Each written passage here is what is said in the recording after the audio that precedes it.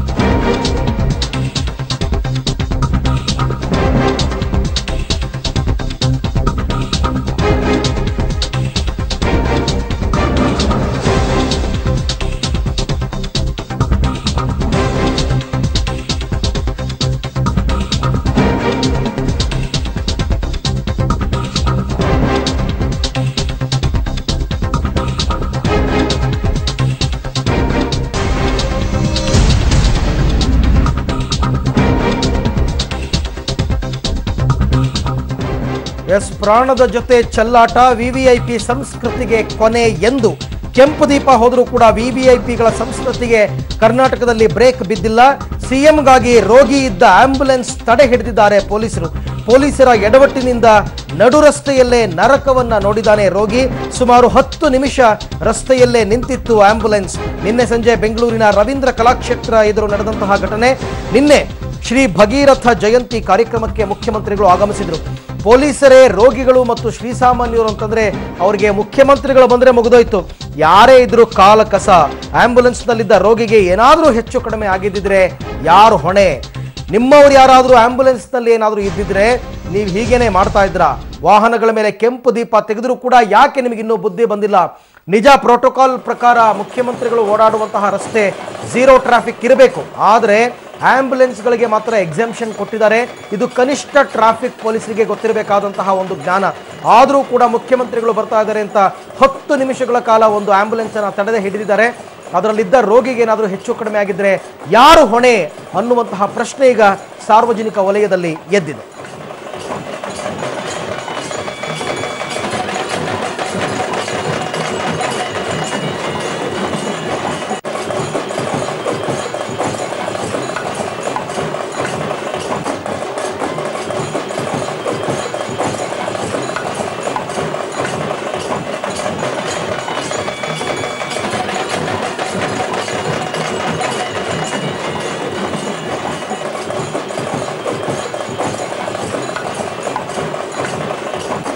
ಈ ಬಗ್ಗೆ ಮತ್ತಷ್ಟು ಮಾಹಿತಿಯನ್ನು ಪಡೆಯೋಣ ನಮ್ಮ ಪ್ರತಿನಿಧಿ ರಕ್ಷಾ ಅವರಿಂದ. ರಕ್ಷಾ, ಪ್ರೋಟೋಕಾಲ್ ಪ್ರಕಾರ ಆಂಬ್ಯುಲೆನ್ಸ್ಗಳಿಗೆ ಎಕ್ಸೆಂಪ್ಷನ್ ಇದೆ. ಮುಖ್ಯಮಂತ್ರಿಗಳು ಹೋಗ್ತಾ ಇದ್ರು ಕೂಡ ಎಮರ್ಜೆನ್ಸಿ ಇದ್ರೆ ಆಂಬ್ಯುಲೆನ್ಸ್ಗೆ ದಾರಿ ಮಾಡಿಕೊಡ್ಬೇಕು. ಆದ್ರೆ ನಿನ್ನೆ ಸಂಜೆ ಈ ಘಟನೆ ನಡೆದಿದೆ. ಸೊ ಇದ್ರ ಬಗ್ಗೆ ಟ್ರಾಫಿಕ್ನವ್ರು ಏನ್ ಹೇಳ್ತಾರೆ? ಅವ್ರ ಗಮನಕ್ಕೆ ಬಂದಿದೆಯಾ ಈ ವಿಚಾರಗಳೆಲ್ಲ ಅಂತ?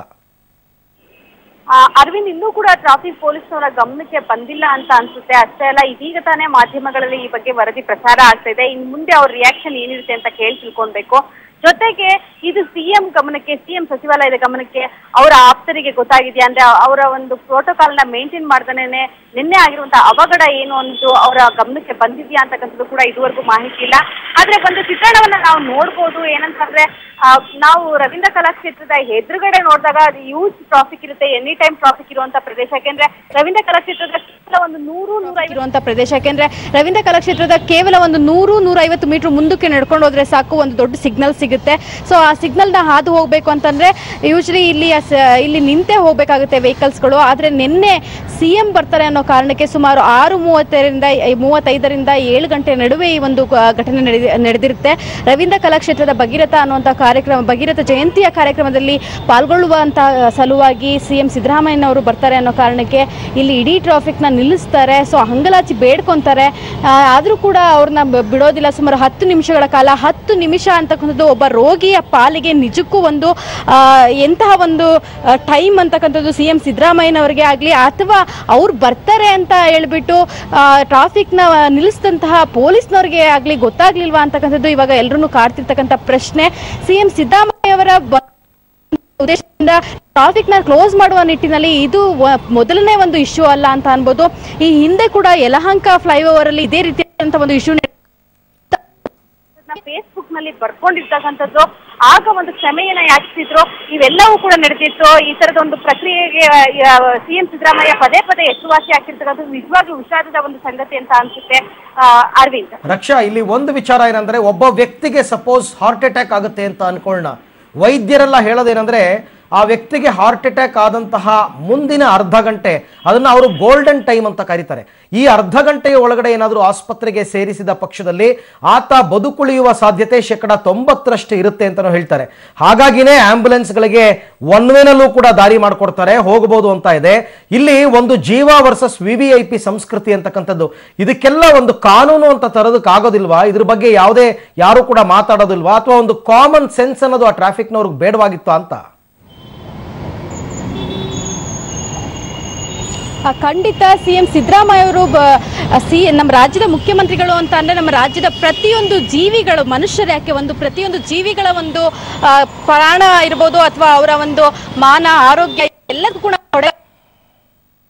ಕಾರಣಕ್ಕೆ ಈ ರೀತಿ VIP ಸಂಸ್ಕೃತಿಯ ಮೂಲಕ 10 ನಿಮಿಷಗಳ ತಡೆ ಹಿಡಿದ್ರು. ನೀವು ಹೇಳಿದ್ ಕರೆಕ್ಟ್ ಅರವಿಂದ್. ಎಲ್ಲರೂ ಕೂಡ ಯೋಚನೆ ಮಾಡಬೇಕು. ನಾವು ಎಷ್ಟೊಂದು ಅಡ್ವರ್ಟೈಸ್ಮೆಂಟ್ಗಳನ್ನ ಕೂಡ ಮಾಡ್ತಾ ಇರ್ತಾರೆ, ಎಲ್ಲರೂ ಕೂಡ ದೊಡ್ಡ VIP ಬಂದಾಗಿ VIP ಸೇರಿಕೊಂಡಾಗಿ ಅಡ್ವರ್ಟೈಸ್ ಬೋರ್ಡ್ ನೋಡ್ಬೋದು.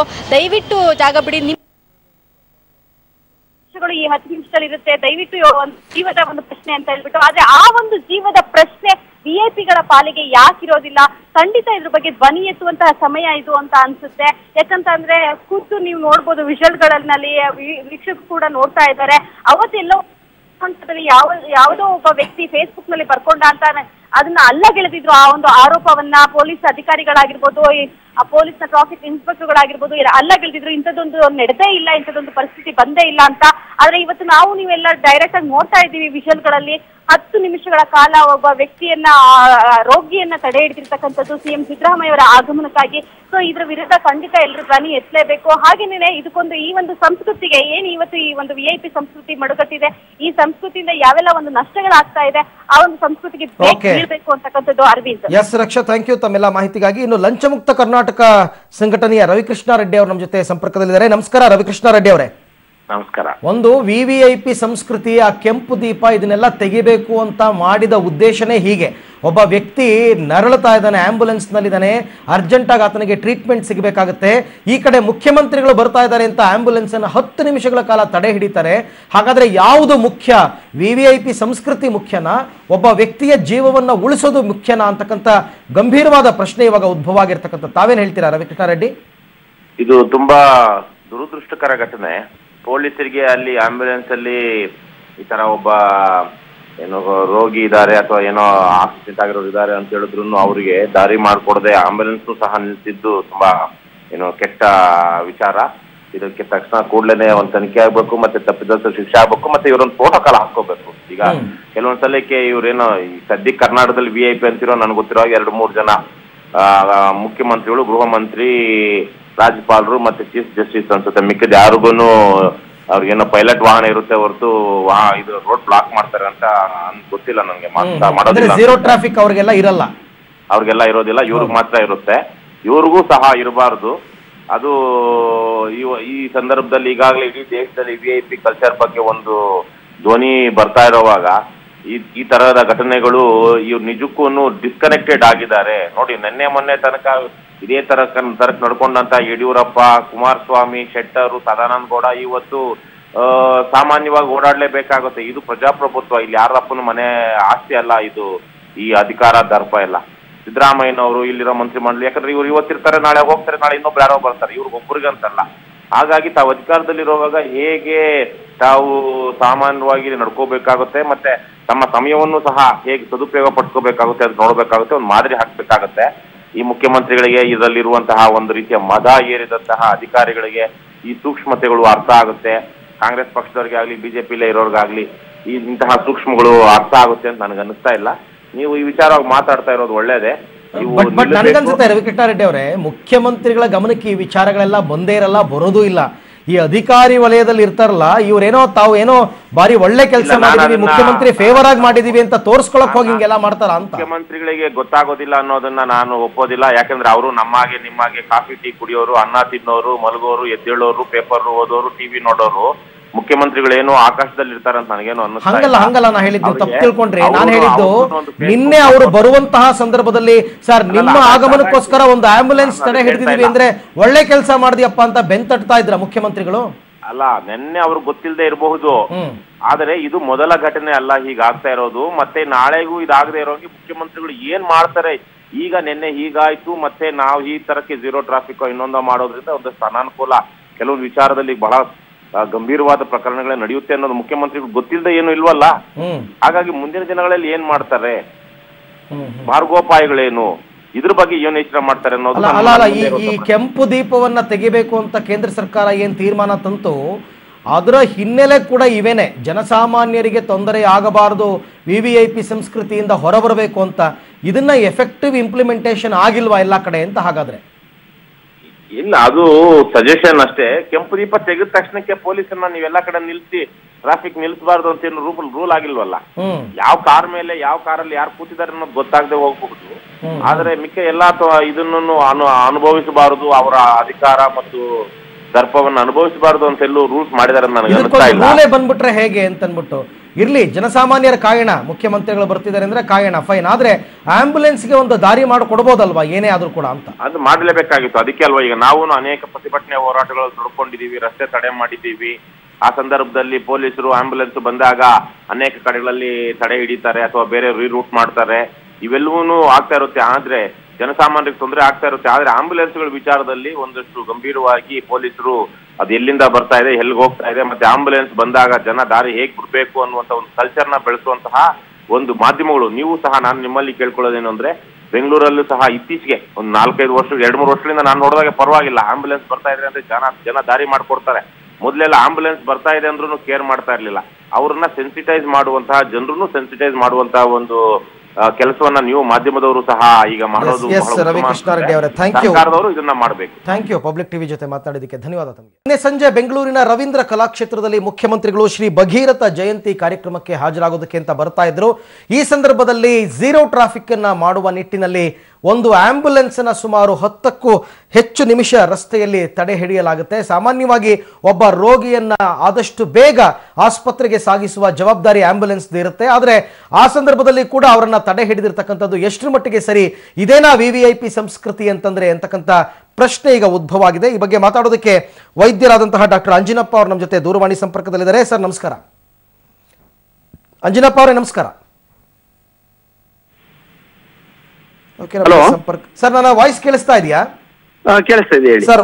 ನಿನ್ನೆ ನಡೆದಂತಹ ಒಂದು ಘಟನೆ, ಮುಖ್ಯಮಂತ್ರಿಗಳು ಬರ್ತಾ ಇದ್ದಾರೆ ಅನ್ನೋ ಕಾರಣಕ್ಕೋಸ್ಕರ ಒಂದು ಆಂಬ್ಯುಲೆನ್ಸ್ ಅನ್ನ ಸುಮಾರು 10-15 ನಿಮಿಷ ಅಲ್ಲಿ ತಡೆ ಹಿಡಿತಾರೆ ಝೀರೋ ಟ್ರಾಫಿಕ್ ಮಾಡ್ಕೊಡೋದಕ್ಕೋಸ್ಕರ. ಒಬ್ಬ ರೋಗಿಯನ್ನ 10-15 ನಿಮಿಷ ನಾವು ತಡವಾಗಿ ಆಸ್ಪತ್ರೆಗೆ ತರೋದ್ರ ಎಫೆಕ್ಟ್ ಏನು ಅಂತ ತಮ್ಮ ಹತ್ರ ಮಾತಾಡ್ಬೇಕು ನಾನು. ಸರ್, ಯಾವುದೇ ಒಂದು ಎಮರ್ಜೆನ್ಸಿ ಪೇಷಂಟ್ ಗೋಲ್ಡನ್ ಮಿನಿಟ್ ಅಂತೀವಿ ನಾವು. ಆಕ್ಸಿಡೆಂಟ್ ಕೇಸ್ ಆಗ್ಲಿ, ಬೇರೆ ಯಾವ್ದಾದ್ರು ಹಾರ್ಟ್ ಕೇಸ್ ಆಗ್ಲಿ, ಲಂಗ್ ಕೇಸ್ ಆಗ್ಲಿ, ಆಂಬುಲೆನ್ಸ್ ನ ಪೇಷಂಟ್ ರೀಚ್ ಆಗುತ್ತೆ ಅಂದ್ರೆ every minute is important sir. ಇನ್ನೊಂದು ನಿಮ್ಗೆ ಹೇಳ್ತೀನಿ, ವೆಸ್ಟರ್ನ್ ಅಂಡ್ ಯುರೋಪಿಯನ್ ಆಂಬುಲೆನ್ಸ್ ನ ಎಲ್ಲ ಫೆಸಿಲಿಟೀಸ್ ಇರ್ತದೆ. ಬಟ್ ಅನ್ಫಾರ್ಚುನೇಟ್ಲಿ ನಮ್ಮ ಬಹಳ ಆಂಬುಲೆನ್ಸ್ ಗಳಿಗೆ ಪೇಷಂಟ್ ನ ICU ತರ ತೋಡೋಕಾಗಲ್ಲ. ಎಷ್ಟು ಬೇಗ ಹಾಸ್ಪಿಟಲ್ ರೀಚ್ ಆಗ್ತಾರೋ ಅಷ್ಟು. ಒಬ್ಬ ವೈದ್ಯನಾಗಿ ಎಮರ್ಜೆನ್ಸಿ ಮೆಡಿಸಿನ್ HOD ಆಗಿ ಒಂದು ಮಾತಂತೂ ನಾನು ಹೇಳಬಲ್ಲೆ, ನಾವು ಜೀವ ಉಳಿಸ್ಲಿಕ್ಕೆ ಪ್ರಯತ್ನ ಪಡ್ಬೋದೇ ಹೊರತು ಜೀವ ಹೋದ್ಮೇಲೆ ಡಾಕ್ಟ್ರು ಇಲ್ಲ, ಬ್ರಹ್ಮ ಬಂದ್ರು ಆಗಲ್ಲ. ಆ ವಿಚಾರದಲ್ಲಿ ನಾನು ಅತಿ ಬೋಲ್ಡ್ ಆಗಿ ಹೇಳ್ತೀನಿ, ಪ್ರೆಸಿಡೆಂಟ್ ಆಫ್ ಇಂಡಿಯಾ ಇರ್ಲಿ, ಪ್ರೈಮ್ ಮಿನಿಸ್ಟರ್ ಇರ್ಲಿ, ನನ್ನ ಪೇಷಂಟ್ ಸರ್, ನಾನು ಮೆಡಿಕಲ್ ಕಾಲೇಜ್ ಪ್ರೊಫೆಸರ್, ನನ್ನ ಹುಡುಗರಿಗೆ ನೋಡಪ್ಪ ಎಂಟೈರ್ ಮೆಡಿಕಲ್ ಕಾಲೇಜಲ್ಲಿ ಸೆಟಪ್ ನಲ್ಲಿ VIP ಅಂದ್ರೆ ಪೇಷಂಟ್ ಅಪ್ಪ, ನಿನ್ ಪ್ರೊಫೆಸರ್ ಅಲ್ಲ, ನಿನ್ ಪ್ರಿನ್ಸಿಪಾಲ್ ಅಲ್ಲ. ಈ ಮಾತನ್ನ ನಾನು ಪ್ರತಿ ಹುಡುಗರಿಗೆ ಹೇಳ್ತೀನಿ. ಅದೇ ಧೈರ್ಯದಲ್ಲಿ ನಾನು ನಿಮ್ಗೆ ಮೀಡಿಯಾ ಮುಖಾಂತರ ನನಗೆ ಬಹಳ ಖುಷಿ ಅನ್ಸುತ್ತೆ, ನೀವು ಇದನ್ನ ಟೆಲಿಕಾಸ್ಟ್ ಮಾಡ್ತಿದ್ದೀರಿ. ಇದು ಪ್ರತಿಯೊಬ್ಬ VIP-ಗೂ, ಪೊಲೀಸ್ ಆಫೀಸರ್ಗೂ, ಸಾಮಾನ್ಯ ಮನುಷ್ಯನಿಗೂ ಅರ್ಥ ಆಗಲಿ. Patient is VIP. ಯಾಕಂದ್ರೆ ಜೀವ ಹೋದ್ಮೇಲೆ ಬ್ರಹ್ಮ ಬಂದ್ರು ಜೀವ ವಾಪಸ್ ಕೊಡಕ್ಕಾಗಲ್ಲ. ಹಂಗಾಗಿ ಎಲ್ಲೋ ಒಂದ್ ಕಡೆ VIP ಗಳು, ಪೊಲೀಸ್ ಆಫೀಸರ್ಸ್ಗಳು ಕೇಳಿಸ್ಕೊಳ್ತಾ ಇದ್ರೆ ಒಬ್ಬ ವೈದ್ಯನ ಮಾತನ್ನ, ಒಂದು ಕಳಕಳಿಯನ್ನ ಕೇಳಿಸ್ಕೋಬೇಕು. ದಯವಿಟ್ಟು ಆಂಬುಲೆನ್ಸ್ ಅಷ್ಟೇ ಅಲ್ಲ ಸರ್, ನಾನೇ ನೋಡಿದೀನಿ ಕೆಲವು ಸಮಯ ಆಟೋ ಒಳಗೆ ಪ್ರೆಗ್ನೆಂಟ್ ಲೇಡಿನ ನನ್ನ ಹಾಸ್ಪಿಟ್ಲಿಗೆ ಕರ್ಕೊಂಡ್ ಬರ್ತಿರ್ತಾರೆ. ನಾನು ಆನ್ ದ ವೇ ಇರ್ತೀನಿ. ನಾನು ಲಾಸ್ಟ್ ಟೈಮ್ ಹಿಂಗೆ ಆಯ್ತು, ಆಟೋ ನಿಲ್ಲಿಸ್ತಾರೆ ಪೊಲೀಸ್ನವ್ರು. ರೀ ಸ್ವಾಮಿ, ನಾನ್ ಡಾಕ್ಟರ್, ನಾನು ಹೇಳ್ತಿರೋದು, ನಾನು ನೋಡ್ತಾ ಇದ್ದೀನಿ ಅಮ್ಮ ಬಡ್ಕೋತಾ ಇದ್ದಾರೆ, ಡೆಲಿವರಿ ಬಿಡ್ರಿ ವೆಹಿಕಲ್ ಅಂದ್ರೆ ಕೇಳಲ್ಲ ಸರ್. ಐ ಡೋಂಟ್ ನೋ ನಮ್ ಪೊಲೀಸ್ ಆಫೀಸರ್ಸ್ ಏನಾಗಿದೆಯೋ ಗೊತ್ತಿಲ್ಲ. VIP ಅಂದ ತಕ್ಷಣ ಆಕಾಶದಿಂದ ಉದುರೋರಾಡ್ದಂಗ ಆಡ್ತಾರೆ, ಎಲ್ಲರೂ ಮಾನವೀಯತೆನೆ ಸರ್, ಕಾಮನ್ ಸೆನ್ಸ್ ಇದ್ರೆ ಸಾಕು. ಆ ವೇನ್ ನೊಳಗಿರೋ ಅವನ ಅಮ್ಮನೋ ಅಪ್ಪನೋ ಮಗಳು ತನ್ನ ಸ್ವಂತ ಮಕ್ಳು ಇದ್ರೆ ಏನ್ ಮಾಡ್ತಾರ ಸರ್ ಇವರು? ದಯವಿಟ್ಟು ತಪ್ಪು ಸರ್ ಇದೆಲ್ಲೋ. ಈ ಮೆಸೇಜ್ ಅವ್ರು ಏನೇ ಆಗ್ಲಿ ಸರ್, ಅವ್ರು ಏನಾದ್ರು ಅನ್ಕೊಳ್ಳಿ, ದಯವಿಟ್ಟು ಈ ಮೆಸೇಜ್ ಎಲ್ರಿಗೂ ರೀಚ್ ಆಗುತ್ತೆ. Thank you. ಪಬ್ಲಿಕ್ ಟಿವಿ ಜೊತೆ ಮಾತನಾಡಿದಕ್ಕೆ ಧನ್ಯವಾದ ತಮಗೆ.